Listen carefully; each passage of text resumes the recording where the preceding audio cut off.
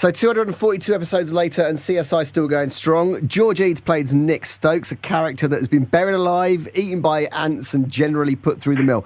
And he joins me now. George, welcome to the fan carpet.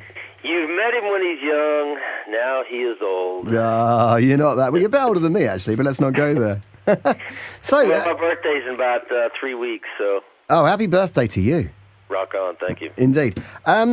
You're a forensic investigator. How would you like to be a real forensic investigator? That's one of the things I've alluded to, and no thanks. Not at all. Well, listen, what they have to deal with on a daily basis is insane. It's pretty gruesome, isn't it? Yeah, and if we don't have to deal with the smells, we're here in Hollywood where the blood tastes like peppermint. Does it really genuinely taste like peppermint? It does. There you go. So vampires in Hollywood must have incredibly fragrant breath, nice breath. It's easy to be tough on TV. So you're saying you genuinely couldn't deal with all that gruesomeness if it was for real? That would just wipe you out. Here's the thing about it. Maybe you could deal with one of the crimes that somebody that wasn't as gruesome. It was just a body, but wait till you have to deal with the smell of a dead body. And what if you have to go to like 3 homicides in a row in a day where it's one after the other? I mean, and then you think about doing that week in and week out. So I try to think about what it does to them personally to be a public servant and to have to deal with some of the stuff they have to deal with. Yeah, totally. It makes it interesting. Totally. Do you get slightly sort of desensitized to all of the gore that you see, or does it still have an effect? Just for me, from an acting standpoint, I just try to act tough and macho. I think that's my character. And, I try to think back to when I would go hunting with my dad, and I was a preteen when Dad skinned a deer right in front of me, just zipped it right from the belly up to the throat with a big knife. And I was just kind of like, whoa. kind of like Harrison Ford in The Empire Strikes Back with the Taunton. And he's just sitting there teaching me, and you got to cut this away from the bone. You see that? That's the heart. And I'm just going, whoa.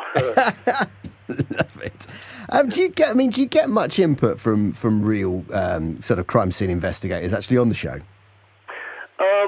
Yeah, we do. And my tech advisor, I call him the Black Nick Stokes, Larry Mitchell, retired sheriff's deputy or retired sheriff's sergeant, and he really helps me be authentic. I think, again, from a make-believe standpoint and kind of how I want to act through a scene. I play it as if I've seen so many homicides that I start to get numb to it. That's the way I try to play them. Right, so you're kind of creating this illusion of being desensitized. If I stop and freak out and start bawling, I'm not, serving the public. That's my job. Yeah, you would have thought 242 episodes in. I don't know how many homicides that's been. How many, because it's more than one a show normally, isn't it? Well, it's crazy that we're almost at 250 when you mentioned the number. I didn't really realize how high we were. Yeah. It's a significant number.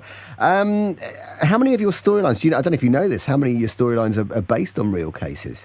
I think they do a lot of that. I don't sit in the writer's room with them around that big table, and they're lucky I'm not there. I mean, they wouldn't get anything done. I mean, it's fun to collaborate with them. But I think that some of the stories just so happen. It's weird. Sometimes they'll write an episode, and then 2 weeks later, something like that will happen. So I think maybe they have their finger on the pulse of what's going on, at least. Do you get much input into your character? And I always have. Yeah. I always have. They've always been really cool.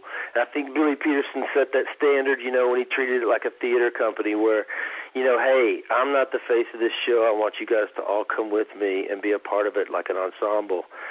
And our input has always been important. And, even after he left. I was reading earlier that apparently CSI, it's been recognised now as the most popular drama series internationally. Did you know that? Yeah, a couple of years ago I accepted an award in Monte Carlo. Yeah. And I freaked out. It was for 78 million international viewers, and I thought it was like a joke. I was actually going to ask you, how do you deal with that pressure of knowing that you're number one? You don't. You just don't even create that pressure. You know what I mean? You don't even go there. I'm not sure if I could be that cool and laid back about it. Oh, you have to be doing it this long. You get pretty numb to, like not winning awards or not being, you just kind of think, I'm not doing it for validation. I'm doing it for these fans that keep coming out in droves and watching this thing. I mean, that'll make you pop out of bed in the morning. Yeah, sure. I mean, why do you think it is so successful? I mean, it is. It's huge, obviously. Maybe it's just that lightning in a bottle aspect of it, where you get the right cast together that kind of gels, with the right writing team that gels, with the right lighting and sound and blah, blah, blah, blah. I mean, our crew's been together for some of us 10 years. And, an average of 8 years we've all been together, so we're all friends there. It's a really comfortable atmosphere, and it's a calm, cool atmosphere. You ask me how I can be so calm. Maybe it's because we always have a real calm, cool set, Yeah, sure. That makes a difference. Obviously, it's set in Vegas. You kind of film a lot of it in Hollywood, I would imagine. We go to Vegas about 4 times a year. Sure. It's a big company move. It costs a lot of money, blah, blah, blah. But I think Vegas is another character on the show. We got to go there and have it be prominent. Which one is your favourite casino then in Vegas? You go there 4 times a year. You've got to have a favourite. I like to win. Okay, yeah. I like to win. And if you're listening, yes, I'll take a free room. The place is beautiful. And we got kind of displaced from one hotel to that one because they were booked, and they treated us like kings. It was crazy. Excellent. So if you want George staying, you've got to treat him like a king. That's if anyone is listening. That's the deal. You don't have to, but he won't stop you if you try. Have you ever been up the top of the stratosphere and done that vertical ride thing? No, I had told another thing that they asked me what I'd never done in Vegas I wanted to do, and I said ride that roller coaster at the top of the stratosphere. But there was an episode where CSI, they put a camera in front of a roller coaster, and they did that at the New York. That's Maybe right. I could do that on the stratosphere, a la, tribute to Grissom and what he used to do. That would be cool. That'd be kind of cool. That New York one's all right though. I've done that. That's not a bad roller coaster. Yeah.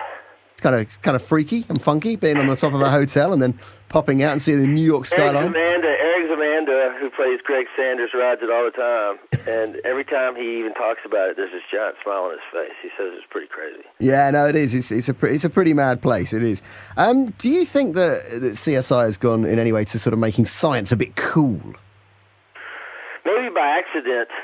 I think it's a show about people doing their jobs. And I got that from Billy. I got a footnote Billy Peterson on that one. But I always thought that was an interesting way to put it. If you kind of act like the camera's not there, it ends up being cool because of the music they lay over the top of it. It's by accident. It does. I mean, it is a great team working on it. Think about it. Every time we're doing science, we're pre-jamming it to a pretty cool song. Yeah, it's true. And obviously, Nick, he's a CSI investigator.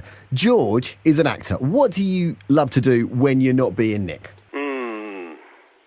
Riding my motorcycle or playing some golf. And I try to get in the gym and throw some weight around. I'm just trying to stay young. Staying young and playing golf. There you go. That's not mutually synonymous. What are you playing off golf-wise? I'm at a 12 right now. Not bad. It's pretty good. Yeah, it's getting better. I'm afraid if it gets too good, that's when you start losing money. George, pleasure talking to you. Pleasure to talk to you, Nigel. Thank you so much. Good luck with the show. Keep it going. Thanks, buddy. Thanks, bye. Cheers. Bye-bye.